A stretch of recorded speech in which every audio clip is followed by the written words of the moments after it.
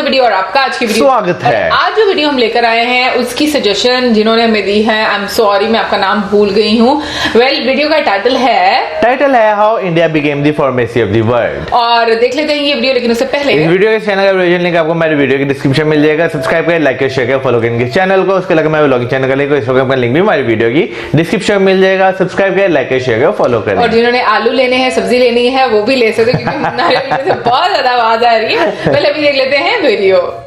1969 में इंडिया की pharmaceutical industry अपने खुद के मार्केट के अंदर सिर्फ 5% मेडिसिन के लिए जिम्मेदार थी और आज अपने खुद के मार्केट में 95% मेडिसिन का मार्केट शेयर वो रखती है। ग्लोबली डेवलपिंग मार्केट की अगर हम बात करें तो यहाँ पर 85% जो भी मेडिसिन होते हैं वो हमारे देश के अंदर बनते हैं और साल 2020 में पूरे वर्ल्ड के लिए 64% मेडिसिन जो बनी वो हमारे देश में ही बनी थी। और इसलिए इंडिया को फार्मेसी ऑफ द वर्ल्ड के नाम से भी जाना जाता है। और ये नाम इंडिया को मिला कैसे, इसके बारे में आज हम जानेंगे।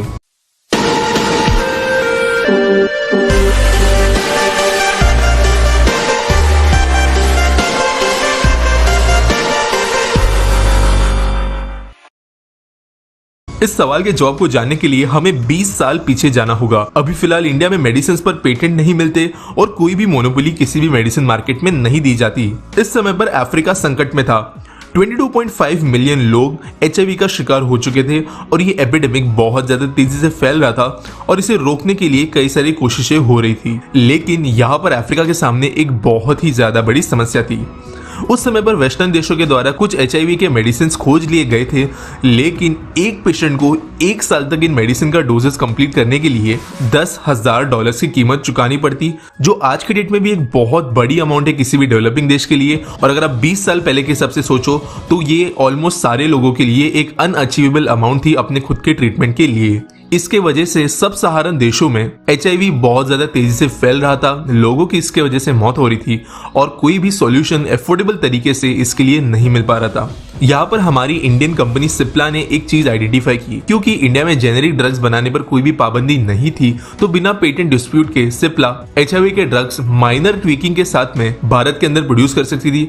और जो वेस्टर्न देशों के अंदर उस समय के फार्मा कंपनी से, जिन्हें बिग फार्मा के नाम से भी जाना जाता है, और हजारों % का मार्जिन वो अपने हर दवाई पे लगाते हैं, उसके बजाय सिप्ला छोटे छोटे मार्जिन के साथ में काफी ज्यादा सस्ती कीमतों पर ड्रग्स प्रोड्यूस कर सकता था। और साल 2003 में सिप्ला ने जो $10,000 की मेडिसिन वेस्टर्न देशों में से आ रही थी, उसके कंपैरिजन में सिर्फ $400 पर ईयर के हिसाब से डोजेस रिलीज की और अफ्रीकन देशों में उन्हें पहुंचाना शुरू कर दिया। और ये ऑब्वियसली बहुत ज्यादा मददगार साबित हुआ।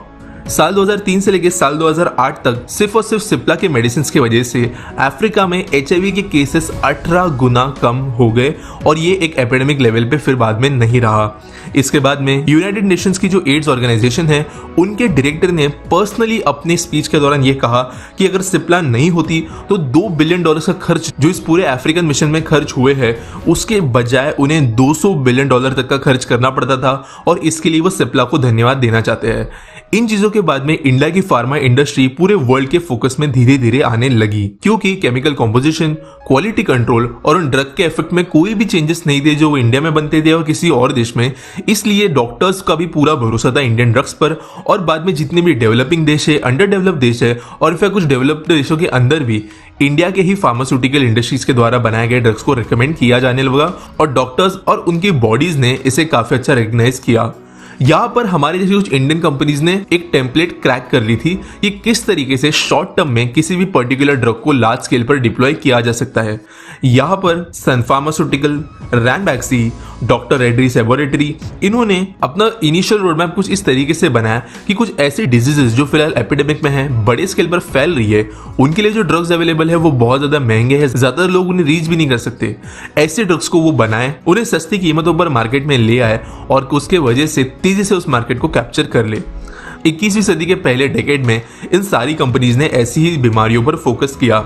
मलेरिया, ट्यूबरकुलोसिस, हेपेटाइटिस, मीजल्स, इन जैसी एपिडेमिकली फैलने वाली बीमारियों के ऊपर हमारे देश ने कई गुना, इनफैक्ट कुछ केसेस में 40 से 50 गुना सस्ती ड्रग्स बनाई और बड़े पैमाने पर यहाँ पर भी एपिडेमिक्स फैल रहे थे वहां पर उन्हें पहुंचा दिया और वहां के लोगों को इंडियन ड्रग्स की वजह से रिलीफ मिला।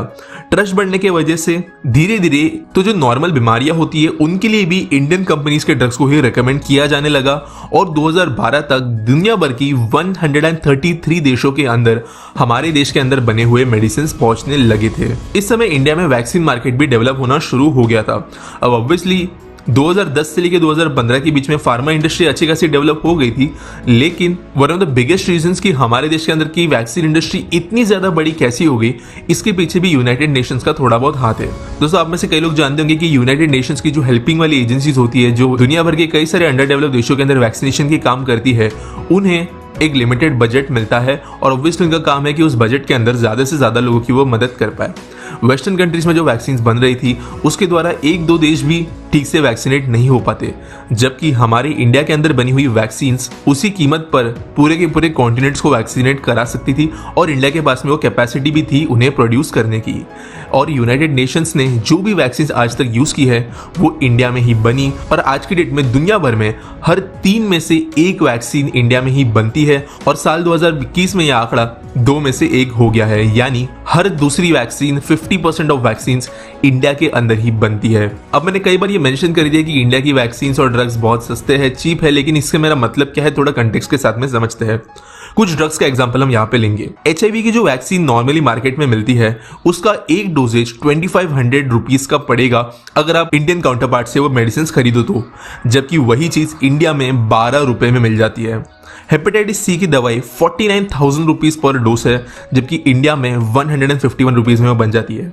ब्लड कैंसर या ल्यूकेमिया के लिए जो मेडिसिन होते हैं वो हर डोज के लिए 8,860 रुपीज की कीमत पर इंटरनेशनल मार्केट्स में अवेलेबल है, जबकि इंडिया में सिर्फ 66 रुपीज में ये ड्रग्स बन जाते हैं। अस्थमा की बीमारियों के लिए जो गोलियां मिलती है वो इंटरनेशनल मार्केट में 300 रुपीज पर डोज है, जबकि इंडिया में ये 4 रुपए तक नीचे आ जाती है। ट्यूबरकुलोसिस के लिए भी 9,233 रुपीज पर डोज की जो दवाइयां है वो इंडियन फार्मास्यूटिकल इंडस्ट्री 30 रुपए में बना देती है, जबकि किडनी और लिवर कैंसर जैसी बीमारियों के लिए जब इंटरनेशनल मार्केट में लोग 11,595 रुपीज चुकाते हैं, वही इंडिया में ये काम 111 रुपए में हो जाता है। और इसलिए दुनिया भर में जो ह्यूमैनिटेरियन ऑर्गेनाइजेशंस है, NGOs है, यूनाइटेड नेशंस की बॉडीज है, जो भी इंसानियत की भलाई के लिए काम करने वाले ट्रस्ट है, वो इंडिया की फार्मास्यूटिकल इंडस्ट्री को बहुत ज्यादा सपोर्ट करते हैं सारे के सारे इंटरनेशनल ऑर्गेनाइजेशंस के अंदर।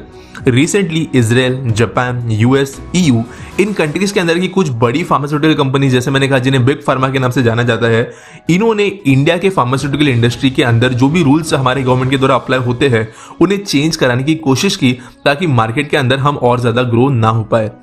बेसिकली ये देश अभी कोशिश ये कर रहे हैं कि इंडिया के अंदर जो लॉज बनाए गए हैं patent related, specially generic drugs के बारे में, उन्हें वो चेंज कर पाए ताकि इंडिया का मार्केट शेयर कम हो और अपनी महंगी दवाइयां ये बाकी कंट्रीज दूसरे देशों में भेज पाए।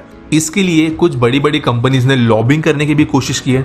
आप में से जो लोग नहीं जानते कि लॉबिंग क्या होती है, तो जब प्राइवेट कंपनीज पॉलिटिकल पार्टीज को लुभाने के लिए पैसों का इस्तेमाल करती है ताकि रूल्स और लॉज उनके हिसाब से चेंज किए जाए, तो उसे लॉबिंग कहा जाता है। कुछ देशों के अंदर ये लीगल भी होता है, US और यूरोप के देश भी इसके अंदर शामिल है। और ऐसे ही लॉबिंग करते हुए इंडिया की फार्मा इंडस्ट्री को पीछे ढकलने की कोशिश की जा रही है आज की डेट में। लेकिन फॉर्चुनेटली कई सारे बड़े बड़े ऑर्गेनाइजेशंस इंडिया के पीछे है। डॉक्टर्स विदाउट बाउंड्रीज, कुछ UN के ऑफिसर्स और जितने भी फ्रेंडली देश आज हमारे साथ में हैं, वो इंडिया को बैक करते हैं फार्मा इंडस्ट्री के अंदर और वो चाहते हैं कि मेडिसिन सस्ती ही रहे और बिग फार्मा कोई भी रूल इंडिया के खिलाफ पास नहीं कर पाए। इसके बावजूद इंडियन गवर्नमेंट में आज थोड़ा प्रेशर है कि वो थोड़े बहुत रूल्स चेंज करे अपने पेटेंट से रिलेटेड, ताकि इंटरनेशनल मार्केट के अंदर उन पर कोई सैंक्शंस वगैरह ना लगे। लेकिन मोस्टली जो सपोर्ट आज इंडिया को मिल रहा है और स्पेशली 2021 में जो इंपॉर्टेंट रूल आज इंडिया का बन गया है पूरी दुनिया को हेल्दी रखने के लिए, उसके वजह से आने वाले कुछ सालों तक तो बिल्कुल भी किसी देश के द्वारा हमें प्रेशर आते हुए नहीं नजर आएगा, क्योंकि फिलहाल वही देश आज लाइन में खड़े हैं वैक्सीन लेने के लिए, दवाइयां लेने के लिए। इसके लिए रिसेंट में तो ये होना काफी ज्यादा मुश्किल है। आज इंडिया की फार्मास्यूटिकल इंडस्ट्री $50 बिलियन की वैल्यू रखती है और साल खत्म होने तक यानी 2021 दिसंबर तक ये अकेली इंडस्ट्री $70 बिलियन तक पहुंच जाएगी, ऐसा मार्केट एस्टिमेट लगाया गया है। पिछले ही साल कई सारी छोटी फार्मा इंडस्ट्रीज डबल या ट्रिपल भी बन गई है और इनके स्टॉक्स मल्टीबैगर बन चुके हैं। कुछ कुछ सेक्टर्स के अंदर, और इसलिए और ज़्यादा पोटेंशियल नजर आ रहा है इंडियन फार्मा इंडस्ट्री के बड़े होने में, और इस तरह इंडिया बन गई फार्मेसी ऑफ द वर्ल्ड। तो दोस्तों ये रही आज की वीडियो। मोस्टली ये मेरी लास्ट वीडियो रहेगी मार्च के पहले। जैसा कल रात की इन्फो न्यूज़ में मैंने अनाउंस किया है, मैं कुछ दिनों के लिए नहीं रहने वाला हूँ, तो मॉर्निंग वीडियोस अभी आपको मार्च तक देखने नहीं मिलेगी। बाकी ये वीडियो आपको पसंद आया होगा तो लाइक करना, शेयर करना, सब्सक्राइब करना। मिलेंगे अगले वीडियो में।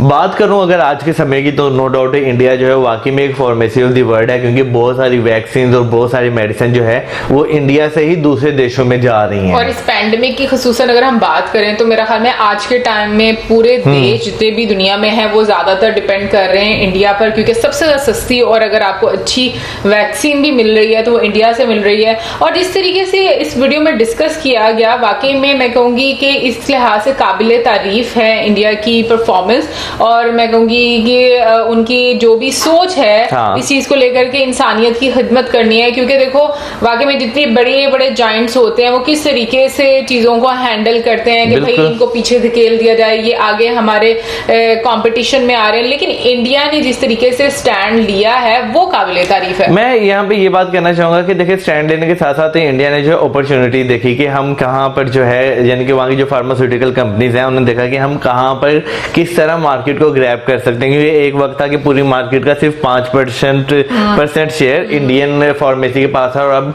लगभग 85% जो है वो खुद हैंडल कर रहे हैं, खुद प्रोड्यूस कर रहे हैं मेडिसिन अपनी। तो देखिए अपॉर्चुनिटी जो आपको मिल रही होती है ना, वो आपके लिए बहुत फायदेमंद होती है। जैसे जो है कंपनी ने HIV की जो है वो देखी कि भाई यहाँ पर, हाँ सिप्ला ने देखी कि यहाँ पर जो है हम कर सकते हैं काम, तो उन्होंने करके भी दिखाया। और जो आपको मेडिसिन जो है $10,000 $12,000 में मिल रही थी, वही आप $400 में दे रहे हैं। लेकिन मैं यहाँ पर ये कहूंगी कि उसके लिए आपको पहले इनिशिएटिव लेना पड़ता है, जो कि हर कोई नहीं लेता। वही ना, रिस्क है तो इश्क है। लेकिन ये है कि अगर हम लोग बात करें मेडिसिन की, फार्मास्यूटिकल कंपनीज की बात करें, तो इंडिया में वाकई में आपको इतनी सस्ती मिलती है दवाइयां। मतलब ये पता था कि सस्ती मिलती है, बट जिस तरीके से उन्होंने बताया, सीरियसली मैं कह रही कि वहां पे तो मतलब पेशेंट्स जितने भी उनको तो कोई प्रॉब्लम नहीं है, क्योंकि यहाँ पर इतनी महंगी दवाइयां मिलती हैं। और आई थिंक पिछले 1-2 साल में काफी सारे टैक्स भी मुझे लगता है कि टैक्स बहुत ज्यादा लगे हैं, फिर उसके बाद दवाइयां बहुत ज्यादा महंगी हो चुकी हैं, कई लोगों की तो रेंज से बाहर जा चुकी हैं। लेकिन अगर नो डाउट कई मेडिसिन ऐसी हैं जो यहाँ पर मिलती हैं, वो फॉर एग्जांपल यहाँ पे 200 या 300 रुपए का उसका एक पत्ता मिल रहा है, तो इंडिया में इतने में उसकी भी पूरी डब्बी मिल रही हो, तो काफी ज्यादा फर्क है जो है इंडिया और इंटरनेशनल मार्केट में जो आपको मेडिसिन मिलती हैं। लेकिन यहाँ पर मैं जो इंटरनेशनल ऑर्गेनाइजेशन है जो कि सपोर्ट कर रही है इंडिया को, वो उनको भी मतलब हम लोग थैंक यू बोलना चाहेंगे, क्योंकि उन लोगों की वजह से और इंडिया की वजह से हमारे जैसे जो देश हैं उनमें फिर भी थोड़ी सस्ती मेडिसिन मिल जाती हैं। बट प्रॉब्लम ये मुझे ऐसा लगता है कि ना ये एक ऐसी चीज है, एटलीस्ट लोगों को इसमें तो इतना प्रॉफिट नहीं देना चाहिए, क्योंकि आप किसी की जान बचा रहे हैं और लोगों की मीन सब लोग तो इस तरह से अफोर्ड नहीं कर पाते। अभी जैसे हम रिसेंटली वैक्सीन की ही बात कर रहे हैं, अपने ही कंट्री में इस तरह की सिचुएशन क्रिएट हुई है कि अगर आप प्राइवेट हॉस्पिटल में जाते हो तो वहां पर आपको 12,500 रुपए की वैक्सीन की डोज मिल रही है, मतलब जो 2 डोज आपको मिलनी है वो। और यही अगर हम इंडिया में दूसरी तरफ देखते हो तो 250 मैक्सिमम प्राइवेट हॉस्पिटल में आपको उसकी डोज मिल रही है। बिल्कुल, और देखिए कितनी अच्छी सुविधा है कि अगर आप जो है नहीं इतना इंतजार कर सकते, जो गवर्नमेंट जो है वो फेस टू फेस लगा रही है वैक्सीन, तो आप जाएं प्राइवेट में लगा ले, 250 रुपया दे, कहानी खत्म। लेकिन ऑन द अदर साइड हम यहाँ पे जब देखते हैं इतनी महंगी वैक्सीन, तो बंदा सोचता कि यार क्या मैं इसे अफोर्ड कर सकता हूँ? चले एक बंदा अफोर्ड कर लेगा, लेकिन बाकी हाँ नहीं अफोर्ड कर सकता।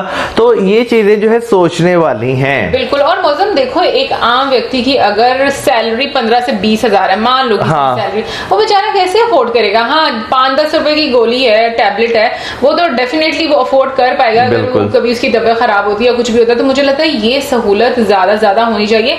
हेल्थ पर बहुत ज्यादा फोकस होना चाहिए। एजुकेशन का सेक्टर है और भी बहुत सारे सेक्टर्स हैं मुझे लगता है जहां पर गवर्नमेंट को बहुत ज्यादा आपको सब्सिडी देनी चाहिए। हेल्थ और एजुकेशन मेरे ख्याल 2 ऐसे सेक्टर्स हैं कि यहाँ पे जितनी इन्वेस्टमेंट की जाए उतनी कम है, क्योंकि यहीं से रिसर्चेज होती हैं, यहीं से सब कुछ होता है, यहाँ से आपके मुल्क की एक तरक्की का जो वो है ना रास्ता, वो तय होना शुरू होता है। तो हेल्थ और एजुकेशन जो है बहुत जरूरी है लोगों के लिए। जिस तरीके से वीडियो में बताया गया कि कुछ कंट्रीज ऐसे हैं जहां पर लॉबी लीगल भी होती है, हाँ, मतलब वहां पर जो कंपनीज हैं वो पैसे देती हैं और अपने रूल्स रेगुलेशन जो उनके होते हैं उनके मुताबिक वो सब चीजें फॉलो करवाती है। तो मुझे वैसे लगता है कि ये चीज तो पहले की बात है, लीगल होनी नहीं चाहिए, क्योंकि ये चीज गलत है। अगर हम यूएस को देखें या फिर यूरोपियन कंट्रीज को देखें तो ऑलरेडी वो लोग इस तरह के प्रोडक्ट्स बनाते हैं कि जो मतलब इतने बड़े बड़े जायंट्स हैं कि वो किसी और को आगे आने ही नहीं देते। यार असल में बेसिकली वो पता है क्या करते हैं, जो लॉबी बनाते हैं, जैसे किसी मुल्क से सस्ती मेडिसिन बनकर जा रही है तो लोग अल्टरनेटिव में वो खरीदना शुरू हो जाएंगे, तो वो गवर्नमेंट के थ्रू यानी कि जो लॉबिंग करते हैं उस पे सैनिकेशन से लगा देते हैं, या उनके ऊपर टैक्सेस ड्यूटी इतनी ज्यादा लगाई जाती है कि वो या तो उसके बराबर आ जाती हैं या उससे महंगी हो जाती हैं। तो ये चीज, हाँ, कि आप वैसे ह्यूमैनिटी की बहुत ज्यादा बात करते हैं, तो ह्यूमैनिटी कहाँ पर होती है जब यार आप बचाते ही नहीं है? मैं जो है आजकल जो है फेसबुक पे इंस्टाग्राम पे देखे ना, तो जो यूनाइटेड नेशंस का एक आगे वो अदारा ही है जो जिन मुल्कों में भूख बहुत ज्यादा है उन्हें जो है खाना जो है खिलाते हैं। तो मैं यही सोचा था ये वही मुल्क हैं जो पहले जो है आग लगाते हैं और बाद में कहते हैं बुझाने के लिए अब हमें पैसे दें, हम इन्हें खाना खिलाएं। पता नहीं, मुझे नहीं पता क्या क्या चीजें होती हैं, बट ये कि दुआ यही करनी चाहिए हर तरफ अमन शांति हो और लोग जो हैं वो सही रहें। वैसे तो यही दुआ करनी चाहिए किसी को मेडिसिन की जरूरत ही ना पड़े, सब सेहतमंद रहे, क्योंकि ये एक अजीब सी सिचुएशन होती है जब आप बीमार होते हैं। वैसे तो आप अलग ही डिप्रेशन, सॉरी आपको इंटरप्ट कर दिया, वैसे तो अब तो जैसी जिंदगी हो चुकी है, बगैर मेडिसिन के आप जो है वो जिंदा रहना सोच ही नहीं सकते, क्योंकि थोड़े दिन बाद आप पैंडोल खा रहे हैं या आप कोई ऐसी जो आपको सर दर्द हो रही है तो उसके लिए कोई आप मेडिसिन यूज कर रहे हैं। तो मेडिसिन तो आपकी जिंदगी का एक ऐसा हिस्सा बन चुकी है ना कि इसके बगैर जिंदा रहना मुझे लगता है अभी भी सब कुछ हो सकता है। बात सिर्फ ये कि हम लोग बहुत आलसी हैं। अगर हम अपना लाइफस्टाइल अच्छा कर लें तो मुझे लगता है बहुत सारी चीजों से हम लोग बच सकते हैं, बट प्रॉब्लम ये कि हम लोग ऐसा कुछ करते नहीं है। एनीवे बहुत ज्यादा टॉपिक इधर उधर चला जाएगा। आपको क्या सोचना है इसके बारे में जरूर बताइएगा कमेंट सेक्शन में, और अब हमें इजाजत, हमारे videos like, channel subscribe, keep us in your presence. Good bye.